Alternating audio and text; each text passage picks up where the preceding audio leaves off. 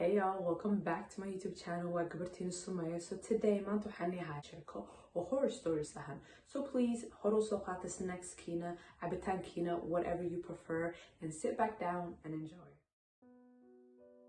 aniga magacaygu waxaa lahaa Dan. sheekadaan waxay ugu dhacday 3 sano ka hor marka aniga aan bilaabo shaqadeedii inaan lacag fiican aan ka suubiyo as a plumber. So waxaan decide garay inaan guriga hooyadeedii aabahayga aan ka guuro aniga guri aan iskiigu leeyahay aan u raadsado. maalin dad aniga ii yeertay oo u baahnay tuubiyaashooda guriga inay loo suubiyo. So marka waan baxay waan u tagay gurigooda. marka aniga aan tagay waxaan ogaaday inay yihiin family oo married couple ahan. waxa waaye hooyo, aabo iyo gabartooda waxay jirtay 22 sano xilligaaseeto. aniga marka waxay iga weyn tahay gabartooda 6 bilood. markaan aan guriga hore usii kala aan shaqadeyda aan qabanayay gabarta marar badan ay imaatay su'aalo kala duwan weydiisay oo ka mid ah single ma tahay iyo halkee degan tahay iyo keligaada ma degan tahay iyo familygayga iyo noloshayda aniga ee bilowday inay weydiiso. gabaraan ka helo waaye oona gabarta way la qurux badneed. so marka anaga waxaan kala dabalnay telephone numberka sida more contact aan sula yeelano. ambaar markaas la soconayso waxaan bilaaban inaan isla date galano. adiga eventually gurigayga way ila soo degtay.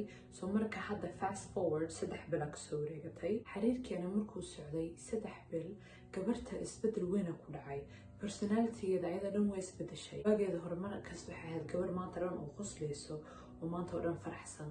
laakiin hadda isbedelka ku dhacay waxay ka dhigtay ayada dhan inay dagaashay rabtaa, buuq inay furtay rabtaa, for no reason anoo meel iska fadhiyo waxba suubinaynin ee bilaawaysa inay aniga ila dagaasho. waxay gaartay heer ee banaanka ee ila dagaasho aniga for no reason anagoo banaanka jidka iska socon. dagaal iyo waxaasita bilaawaysa dadka dhan anaga dhanna fiirinayo. heer waxay gaartay aniga aan stresska iyo buuqa aan u dulqaadan waayo. aan maalin ayada waxaan dhahay xiriirkeena halkaanita aniga kusoo afjaraya. aniga kulama socon kari hadda wixii hadda ka dambayso. so please waxaada alaabtaada ururso oona gurigayga ka bax. marka aan dhahay gurigayga ka bax alaabteeda waxaad hore usii aruursanaysay aaday u xanaaqsaneed. laakiin aniga waxba igama gelin because aniga stresska iyo buuqa ligu furo aa iga badnay. maalmo kadib waxay bilowday gurigaygina habeenkii markii la gaaray saqdamba inay soo booqato. daaqadayaasheeda waxay kusoo tuuri jirtay dhagaxooyin. habeeno badan markay saset igu suubisay booliista aan u wacay. marka ay maqasho sirenska oo booliiska way carari jirtay. so booliista markay imaato xaafadeydii gurigayga markay ay imaadaan ay weydiiyaan aaway gabarta aa sheegaysa oo gurigaada daaqadayaashaada dhagaxunta kusoo tuuraysa oo harassmentka kugu wado waxaan dhihi jiray way carartay. hal bil markay kasoo wareegatay anoo daalan maalin shaqada aan ka imaaday gurigayga markaa imaaday gabartii oo waxaan arkay oo gudaha ku dhex jirto waayadoo igu qeylinaysa oo idhahayso iisoo laabo, maxaad ii ceerisay, maxaa xiriirkeen u jirtay. naxdintaa qaaday ma hadlin. laakiin gabarta waxaan dhahay iga tag, aniga ma rabin wejigaada mar labaad aan arko. markaasaas aan ku dhahay markaaseta way iga tagtay.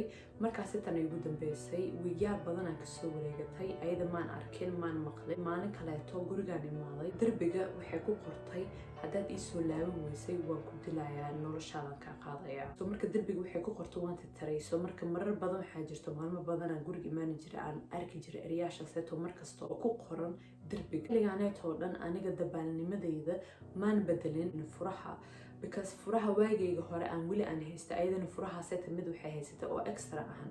so that's the reason why ayada gurigayga markaas u soo geli kartay. markii ay bilowday inay derbiyaasheeda wax ku qorqorto kooda hore waxay ku qori jirtay qalin caadi. haddana waxay bilowday inay ku qorto qalin biiro and then markii dambe waxay bilowday inay ku qorto dhiig oona dhiigga waa dhiigeeda. waxaanintoo dhan markii ay dhacday waxaan bedelay telefoon numberkayga waan bedelay. gurigayga furihiisna waan bedelay. ma ogi sida u heshay laakiin hooyadeedii iyo aabahayga meesha degan yihiin adresskooda way soo bixisay. mar ee familygayga hataa ee booqata habeen bar hooyadeeda ayadoo jiifto daaqada oo qolkeeda qofaa habeen kusoo qaraacay.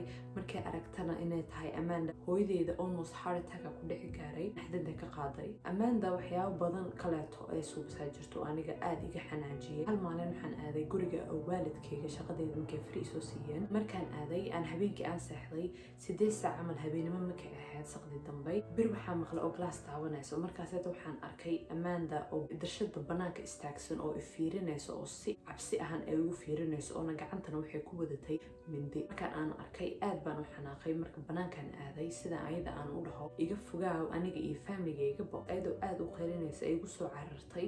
mindida waxay isku dayday inay igeliso. so marka feeraan ku dhuftay.